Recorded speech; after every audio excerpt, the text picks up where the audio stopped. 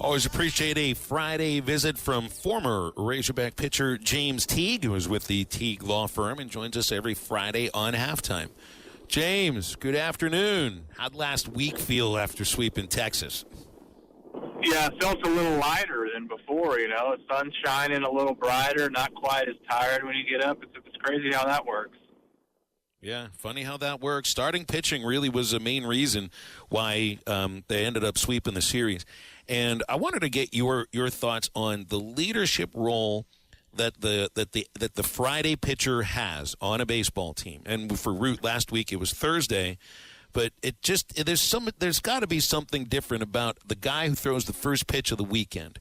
It's in terms of stuff, of course you're going to have stuff, but Dave Van Horn talked about that being a major leadership role on the team, and I felt Zach Root just proved that last weekend. Yeah, if you're the Friday guy, the buck kind of stops with you to some regard. Sometimes the guys out of the bullpen, if it's not me, someone else will pick up the slack, or I didn't have my best stuff, the closer's coming in, or this bullpen guy. You don't really get that as the Friday guy. Everyone's kind of looking around who's going to pick up the slack. Well, if you're the Friday guy, that guy is you. You don't have a lot of options because the team honestly needs you to go out and get a win on Friday and set the stage for the rest of the weekend. I think it's positive that we've seen Root kind of go through some valleys and hopefully come out of it on the other side to where when he has his best stuff, he can dominate some of the best teams in the country. I just was also impressed at how he got batters out, and he just established everything very early in the game. And he's different than most of the Razorback pitchers just because he's got a kitchen sink approach, and when they're all working, and it's rare, I think, for a pitcher that throws 5 different pitches for them all to be working in a game. I don't know if that'll happen for him this week, but that doesn't always mean that if you don't set all 5 of them going, that you need basically 3 pitches to be a successful starter. Does that register with you? Yeah, I think so. Some starters can get away with less if they've got a lot to benefit them on the deception side. You see guys sometimes you're like, okay, he's throwing 88, 92, and people are just swinging at it like it's 105. What's going on? Well, there's something plus there on the deception side. Or maybe with the breaking ball, you're able to throw it in, out, up, down, any count, so you can get away with more. But unless you've got something really dramatic as far as location or deception, well, then you need to have multiple pitches to keep guys off balance. So we're here in LSU. I know this is a place that you'd visited a couple times on the Arkansas baseball team. What stands out when you're playing in Alex Box? Because this is one of the better crowds that you play in front of, and sometimes, outside of Baum, this is the best crowd you play in front of. Yeah, it's hostile. There's not a lot of fair weather fans that I remember. The people who are there, they are bought in on their LSU Tigers. There's no fair weather people who are just there to enjoy the sun and drink a beer. They're there to see the Tigers win. Is kind of the vibe and the impression that I got. And, that they're going to hound you down there on that bullpen, and they're going to go crazy when someone hits one out. And you got to show up being prepared to know that you're walking into kind of the Coliseum, so to speak. Anybody bother you while you were warming up there? Woods texted, and he was part of a couple of Norm's teams, and said that there was an 11-year-old that spit on him while he was warming up in the bullpen here. Anything like that happen to you? Yeah, that's a rite of passage, I think, if you're 11 and you're in Baton Rouge, torment the other team. That's how you get Christmas presents.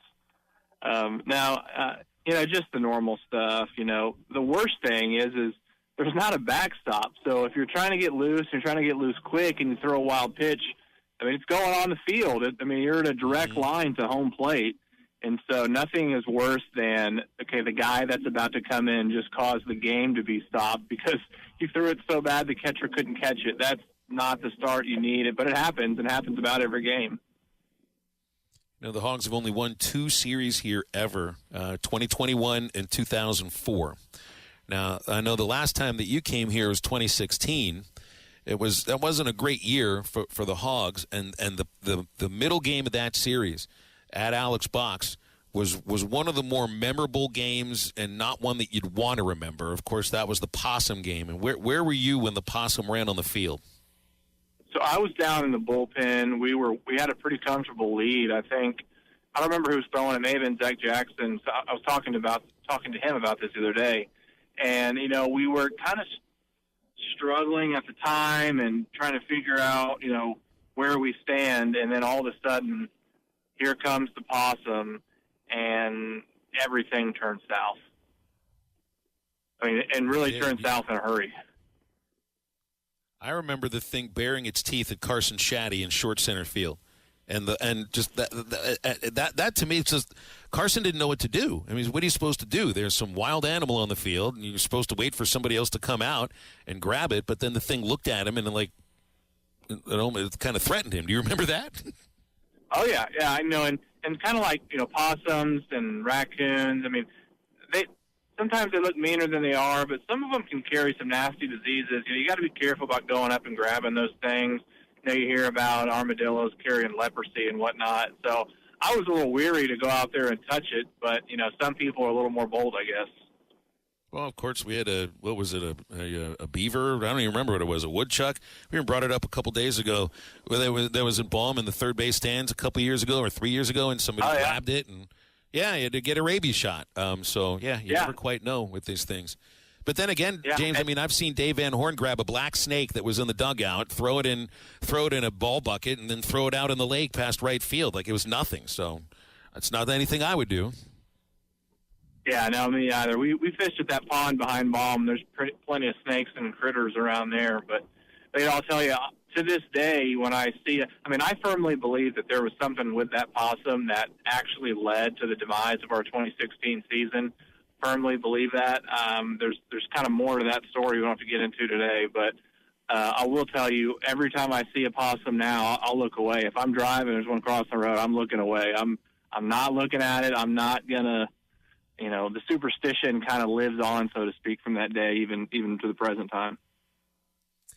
So let me throw a couple numbers at you here, which shows Arkansas to be a complete team. 7th in the nation in scoring, lead the SEC. 2nd in the nation in fielding percentage. And, fielding percentage doesn't tell you everything about a team defensively, but by this time, I think we've watched enough to know this is a really good defensive team. They're 11th in the nation in ERA. They're 2nd in the nation in WHIP, which is measuring your walks and hits against your innings pitched. These are the marks of a complete baseball team, James, and a team that can score in a lot of ways. Yeah, they got power, but we've seen them string hits together or score runs by being patient. With the starting pitching from last week and the way the bullpen has kind of progressed, and you got guys that are getting healthier now coming back. This is a really good baseball team, James, and with 2 weeks left in the regular season, they're playing for a lot, but I'm looking at a team that's got what it takes to go very far. Yeah, I would agree. And to me at this point, there's really two things that I think are going to make the difference. Because when we're feasting at the plate, we're going to beat, I think, most people. When the offense is doing what they can do on the days where they really hit, we're going to win, even if pitching is average. I think the two things that I want to know is in games where we have, let's say, 4 to 7 hits, so to speak, can we scratch out runs? Can we win those games when we're not feasting at the plate? And our guys are going to step up out of the bullpen and throw enough strikes late in the game. If we can do those two things, we're going to win a lot of those close games, and then we're obviously going to win the games that our offense is feasting. So, I think we got to have both. Yeah, we're complete, but if we can't scrap out the close games when we don't have our best stuff, that's how good teams don't make it far, and that's what I want to see out of this team to really be the test of time. Yeah, and don't you feel like this series may show some of that? I mean, I think LSU's got a good pitching staff. I think you're going to have to grind out a couple games here.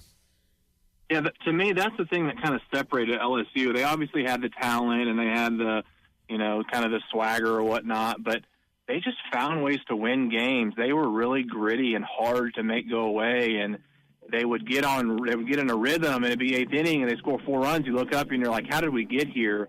And so that to me is kind of the difference maker between the talented good teams and the teams that go far. Is they scrap out close games, and they do just enough even when they don't have their best stuff. Yeah, and you have to give credit to just LSU baseball overall for transitions from Bertman to Maneri to Johnson, 3 national championship winning coaches. I mean, this really is it is a great baseball program, and I can appreciate a place that cares deeply about the sport. Now, I want to take that to something I just brought up in the last segment to end here before we get into your law practice for a little bit. What's happening at South Carolina is mind-blowing. A place that cares about baseball, a place that brought in a Hall of Fame national championship winning coach, and they are routinely getting their brains beaten in. I mean, 24-2 by Auburn yesterday. James, you played in an era where South Carolina was what you were trying to achieve, that level of success. Mm-hmm. And now the only reason they're not in dead last is because Missouri stinks. And just how does that – this got to look weird to you. Yeah, it does. But I think people would have said the same thing about the Hogs in 2016. They would have said, is his run over? Is the era gone? Is Baum going to be the next Missouri? And teams bounce back. They make adjustments. Coaches, they change coaches. They do what they need to do. And so I think there's an inevitable kind of a mixing and matching of dominant teams and programs. And, it's not to say they're going to be gone forever. They're just going to have to find ways to adjust, as all teams do, and kind of get out of that rut. BetOnline is the world's most trusted betting platform and your number one source for all your sports betting action. Baseball season is in full swing and we're into the NBA and NHL playoffs, and BetOnline has more ways to stay in on the action with the latest odds, news, and scores, even live in-game betting while the games are being played. With the largest selection of odds on everything from the MLB, NBA, NHL, and UFC, BetOnline remains the best online source for all your sports wagering information. In between games, head over to the BetOnline Casino with all the top Vegas-style games, including poker and live casino. Bet online, the game starts here.